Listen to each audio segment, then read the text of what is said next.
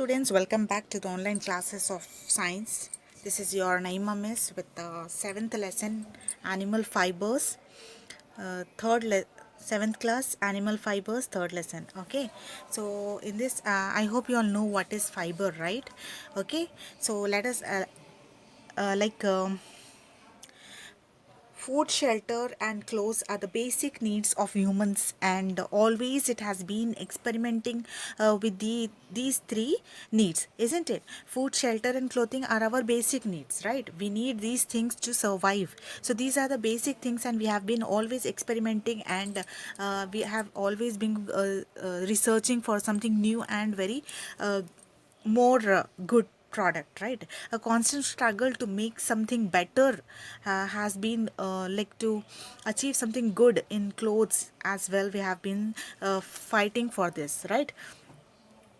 Since historic age, we have seen that humans used to wear the leaves cloth, isn't it? They used to wear the leaf cloth. Then like, later on they started wearing the animal skin and animal fibers and all.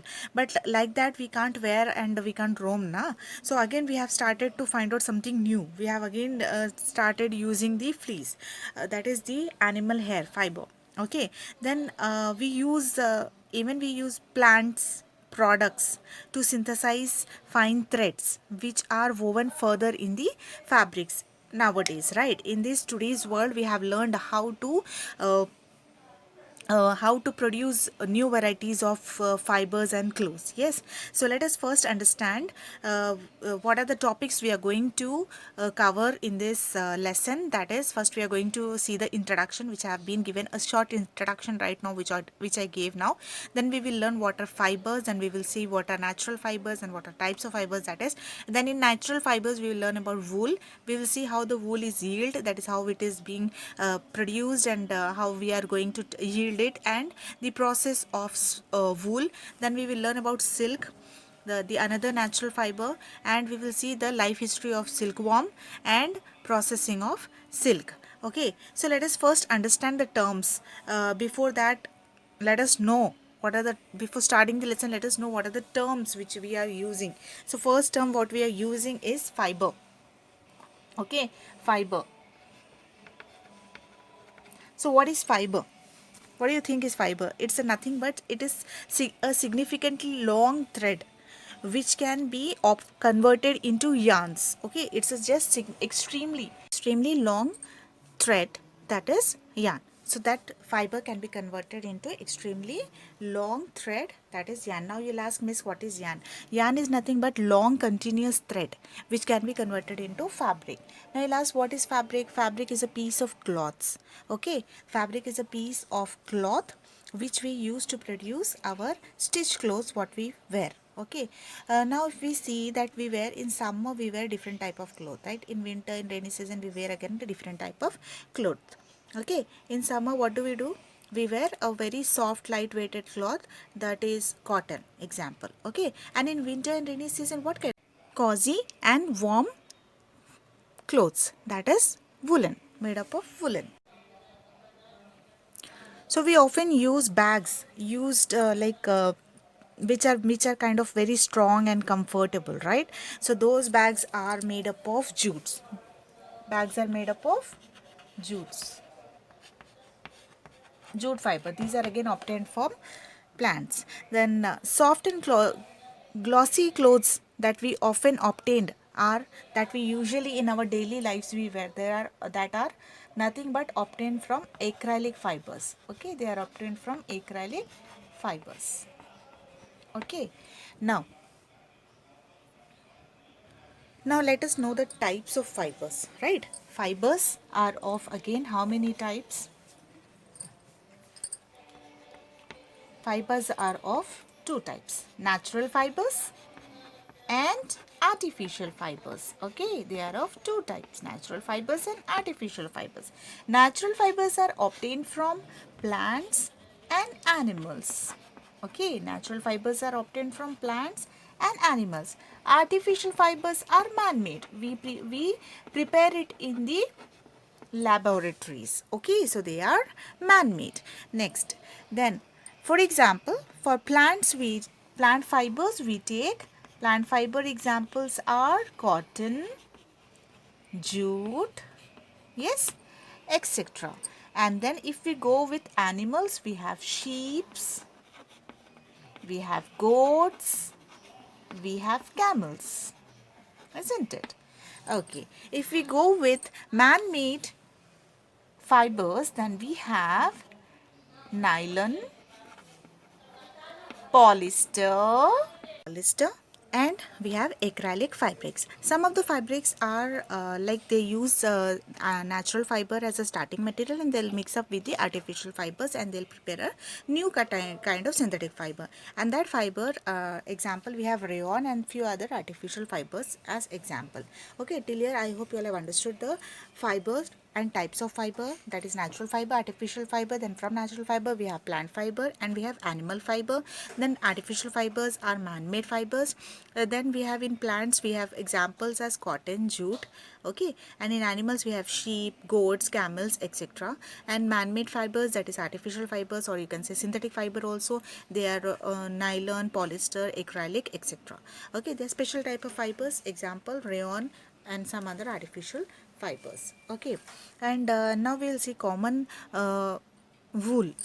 Okay, wool obtaining animals. We will learn about wool obtaining animals. First example of wool obtaining animal, mostly the wool is obtained from sheep. Okay, mostly the wool is obtained from sheep. Sheep provide us fine, core, medium to core type of wool. Okay, it is used in making, we use the wool obtained from sheep in clothes, making of clothes, and we use big yarns we will prepare out of this, and we use in knitting, and then we produce different kind of use in sewing, etc. Okay, and sheeps can produce lot of variety of wool. Okay, not only sheeps but also we can find goats. Goats can also provide us different type of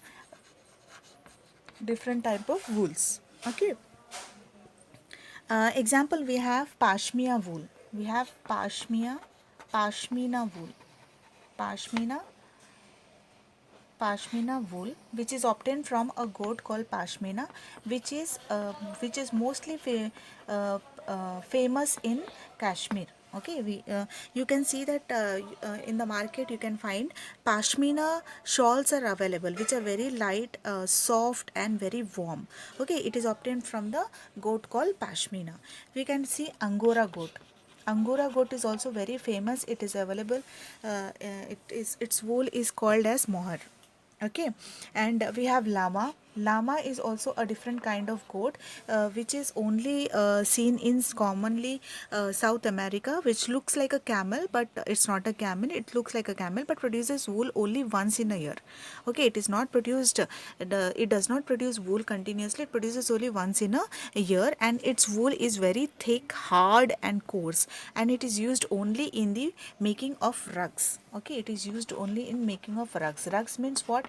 You have like shawls, okay, which are used in preparation of shawls, etc. Okay, and another animal which can provide us wool is camel. Camels are the another type of animals which can provide us. See, mostly in India we can see that there is not much production of wool from the camels, but in other countries like South America, Middle East, Central Asia, we can see that different types of wools can be obtained from the camels. Okay, so in India they are not mostly available. They are used in preparation of scarves, gloves, and mostly they are used in preparation of jackets, etc. And the next variety is yaks. Okay, you know yaks, right? So these are not mostly available in India, but there it produces a rough and very thick and coarse type of wool, which is not used in preparation of clothes, but it is used in preparation of jackets and scarves, gloves, and it can be produced in using the different kind of like rugs and all. But these are not mostly available in India. They are present in other than India. Uh, but mostly in India, we can see the production of wool from sheeps. Mostly we can find from sheep. Sheep is the major source of wool in India. Okay, so till here we have learned about the different types of wool obtaining animals, and we have learned about what are fibers, and what types of fibers, and what are natural fibers, what are synthetic fibers, etc. So in next class we'll continue with the further topic. Till then, take care.